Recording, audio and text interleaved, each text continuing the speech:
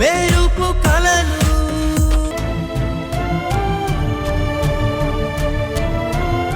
దయగల మా తల్లి పుట్టెడు దుఃఖం గుండెల్లో దాచుకుంది. ముగ్గురు బిడ్డల భవిష్యత్తు కోసం తల్లడిల్లిపోతోంది.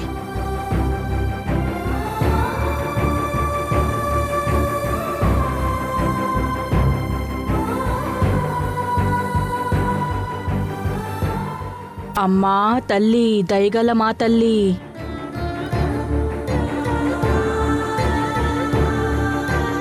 ఈ తల్లిది అయ్యా అంశ.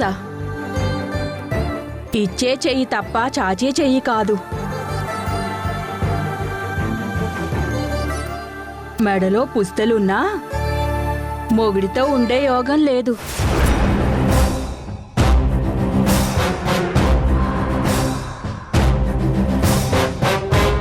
ఇక నీ చిన్న బిడ్డ భవిష్యత్తు అగ్గిగుండమే.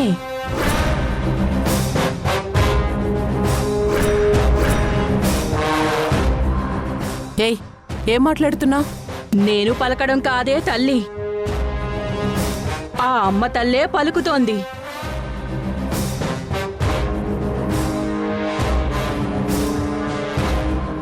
నీకొచ్చిన గాచారానికి నీ పెనిమిటి బొక్కలే వల్ల.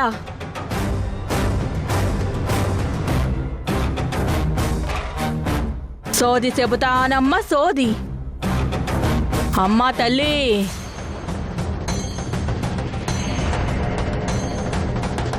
ఏమంటున్నావు సోదమ్మా? ఉన్నదే చెప్తున్నానే తల్లి. తల్లి మాటే నా నోట పలుకుతుంది.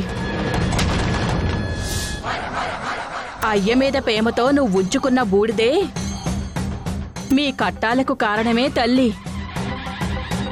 ఆ బూడిద మిమ్మల్ని బూడిద చేస్తుందే తల్లి.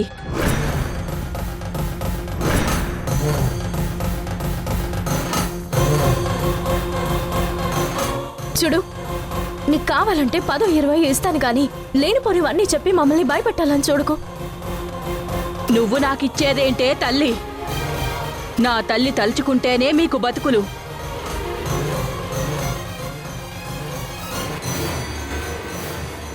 కుప్పలు పెట్టిన బూడిదని ఒక్కటి చేసి గంగమ్మ తల్లికి అర్పిస్తేనే ఆత్మ శాంతిస్తుంది.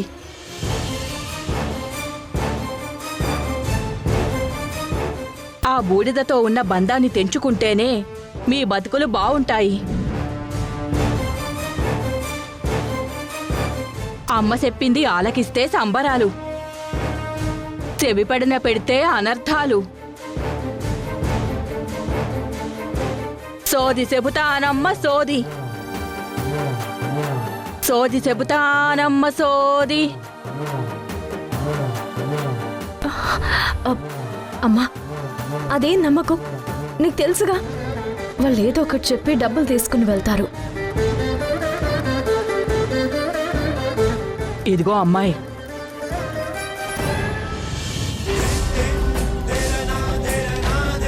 ఇదిగో అమ్మాయి, మీరిక్కడికి వచ్చినప్పటి నుంచి చూస్తున్నాను.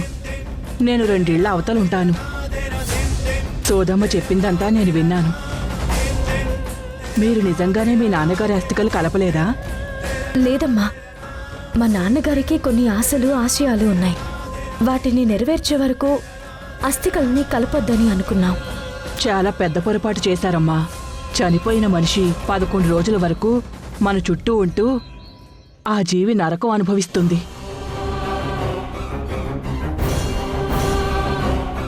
ఆ నరకం నుండి విముక్తే అస్థికలను నీళ్లలో కలపడం.